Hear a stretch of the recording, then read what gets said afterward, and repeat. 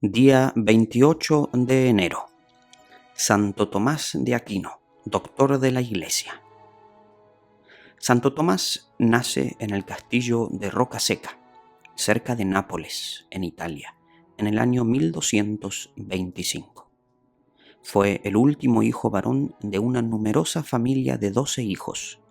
Su padre se llamaba Landulfo de Aquino. Era alto, grueso, bien proporcionado, frente despejada, porte distinguido, una gran amabilidad en el trato y mucha delicadeza de sentimientos. Cerca del castillo donde nació estaba el convento de los monjes benedictinos llamado Monte Cassino, y allí lo llevaron a hacer sus primeros años de estudio. Los monjes le enseñaron a meditar en silencio. Es el más piadoso, meditabundo y silencioso de todos los alumnos del convento. Lo que lee o estudia lo aprende de memoria y con una facilidad portentosa. Continúa sus estudios luego más adelante por 5 años en la Universidad de Nápoles, y allí supera a todos sus compañeros en memoria e inteligencia. Conoce allí a los padres dominicos y se entusiasma por su comunidad. Quiere entrar de religioso, pero su familia se opone rotundamente. Santo Tomás entonces huye con los padres dominicos hacia Alemania, pero por el camino lo sorprenden sus hermanos que viajan acompañados de un escuadrón de militares y lo ponen preso para que no se vaya de religioso con los padres dominicos. No logran quitarle el hábito de dominico, pero lo encierran en una prisión en el castillo de Rocaseca, el castillo de su familia. Tomás aprovecha su encierro de 2 años para aprender de memoria muchísimas frases de la Santa Biblia y para estudiar muy a fondo el mejor tratado de teología que había en ese tiempo y que después él explicará muy bien en la universidad. Sus hermanos, al ver que por más que le ruegan y le amenazan, no logran quitarle la idea de seguir de religioso, le envían entonces una mujer de mala vida para que lo haga pecar, y así Santo Tomás desista a su idea de ser religioso. Pero Tomás toma en sus manos un tizón encendido y se lanza contra la mala mujer, amenazándola con quemarle el rostro si se atreve a acercarse más. Ella entonces sale huyendo y así, al vencer Santo Tomás las pasiones de la carne, logró la Iglesia Católica conseguir un gran santo. Si este joven no hubiera sabido vencer la tentación de la impureza en ese momento, no tendríamos hoy a este gran doctor de la Iglesia. Esa noche contempló en sueños una visión celestial de un ángel que venía a felicitarlo y le traía una estola en señal de la virtud de la pureza que le concedía nuestro Señor. Con ayuda de los padres dominicos, Santo Tomás logra escapar de la prisión en la que le habían puesto sus hermanos, y es enviado a Colonia, a Alemania, a estudiar con el más sabio padre dominico de ese tiempo, San Alberto Magno. Al principio los compañeros no imaginaban la inteligencia que tenía Santo Tomás, y al verlo tan robusto y siempre tan silencioso en los discursos, le pusieron el apodo el buey mudo. Pero un día, uno de sus compañeros leyó los apuntes de este joven estudiante y se los presentó a un sabio profesor, que era San Alberto Magno, y este, al leerlos, les dijo a los demás estudiantes: ustedes lo llaman buey mudo, pero este buey llenará un día con sus mugidos el mundo entero. Y así sucedió en verdad. Sus compañeros de ese tiempo dijeron este comentario: la ciencia de Tomás es muy grande, pero su piedad es más grande todavía. Pasa horas y horas rezando, y en la misa, después de la elevación, parece que estuviera en el paraíso, y hasta se le llena el rostro de resplandores de vez en cuando mientras celebra la Eucaristía. A los 27 años, en 1252, ya es profesor de la famosísima Universidad de París. Sus clases de teología y filosofía son las más concurridas de la universidad. El mismo rey rey santo, San Luis Rey de Francia, lo estima tanto que lo consulta en todos los asuntos de importancia.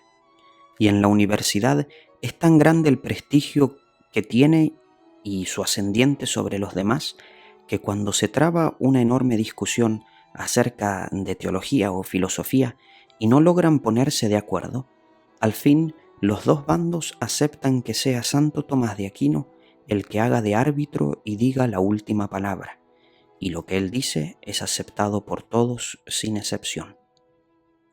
En 1259, el sumo pontífice lo llama a Italia, y por 7 años recorre el país predicando y enseñando, y es encargado de dirigir el Colegio Pontificio de Roma para jóvenes que se preparan para puestos de importancia especial.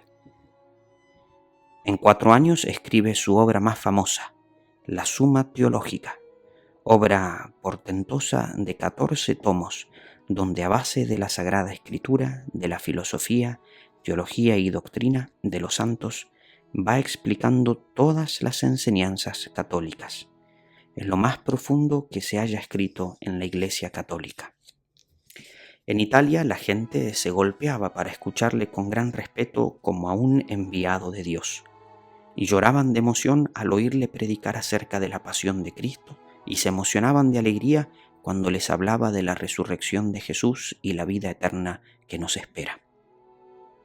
El romano pontífice le encargó que escribiera los himnos para la fiesta de Corpus Christi, y compuso entonces esos himnos tan conocidos por nosotros, el Pange Lingua y el Tantum Ergo, y otros bellísimos cantos a la Eucaristía. Dicen que el Santo Padre encargó a Santo Tomás y a San Buenaventura que cada uno escribiera unos himnos, pero que mientras oía leer los himnos tan bellos que había compuesto Santo Tomás, San Buenaventura fue rompiendo los que él mismo había redactado, porque los otros le parecían mucho más hermosos. Después de haber escrito tratados hermosísimos acerca de Jesús en la Eucaristía, sintió Tomás que Jesús le decía en una visión: «Tomás, has hablado bien de mí. ¿Qué quieres a cambio?» Y el santo respondió: «Señor, lo único que quiero es amarte mucho y agradarte cada vez más». Pocos meses antes de morir, tuvo una visión acerca de lo sobrenatural y de lo celestial, y desde entonces dejó de escribir. Preguntado por el hermano Reinaldo, su secretario y gran ayudante, acerca de la causa por la cual ya no escribía más, él exclamó: «Es que, comparado con lo que vi en aquella visión, lo que he escrito es muy poca cosa». Santo Tomás logró que la filosofía de Aristóteles llegara a ser parte de las enseñanzas de la Iglesia Católica. Este santo ha sido el más famoso profesor de filosofía que ha tenido la Iglesia. Tan importantes son sus escritos que en el Concilio de Trento, un concilio importantísimo para la Iglesia, los 3 libros de consulta que había sobre la mesa principal eran estos: la Sagrada Biblia, los decretos de los papas y la Summa Theologica de Santo Tomás de Aquino. Decía nuestro santo que él había aprendido más arrodillándose delante del crucifijo que en la lectura de los libros. Su secretario, Reinaldo, afirmaba que la admirable ciencia de Santo Tomás provenía más de sus oraciones que de su ingenio. Este hombre de Dios rezaba mucho y con gran fervor para que Dios le iluminara y le hiciera conocer las verdades que debía explicar al pueblo. Cumplía exactamente aquel consejo de San Pablo: consideren superiores a los demás. Siempre consideraba que los otros eran mejores que él. Aún en las más acaloradas discusiones exponía sus ideas con tal calma que jamás se oyó llevar por la cólera aunque los adversarios lo ofendieran fuertemente, y nunca se le oyó decir alguna cosa que pudiera ofender a otro. Su lema en el trato era aquel mandado por Jesús: tratad a los demás como deseáis que los demás os traten a vosotros. Y su devoción por la Virgen María era grandísima. En el margen de sus cuadernos escribía: «Dios te salve María», y compuso un tratado acerca de la Virgen María, bellísimo y muy profundo. El sumo pontífice lo envió al concilio de Lyon, pero por el camino se sintió mal y fue recibido en el monasterio de los monjes cistercienses en la abadía de Fossanova. Cuando le llevaron por última vez la Sagrada Comunión, exclamó: «Ahora te recibo a ti, mi Jesús, que pagaste con tu sangre el precio de la redención de mi alma. Todos mis estudios y trabajos han sido por tu amor.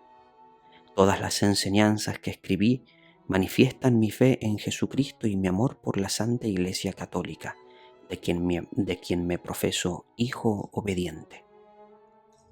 Murió el 7 de marzo de 1274, a la edad de 49 años. Fue declarado santo en el año 1323, apenas 50 años después de haber muerto, y sus restos fueron llevados solemnemente a la Catedral de Toulouse un 28 de enero. Por eso se celebra en este día su fiesta.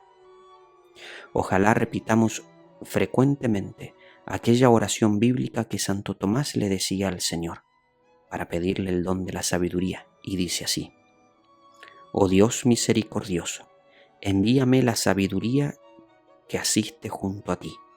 Mira que soy un ser débil, demasiado pequeño para lograr conocer qué es lo que más te agrada a ti. Sin la sabiduría que procede de ti, no seré estimado en nada. Contigo está la sabiduría que te asistió cuando creabas el mundo, la sabiduría que nos enseña qué es lo más grato a tus ojos y lo que más nos conviene hacer.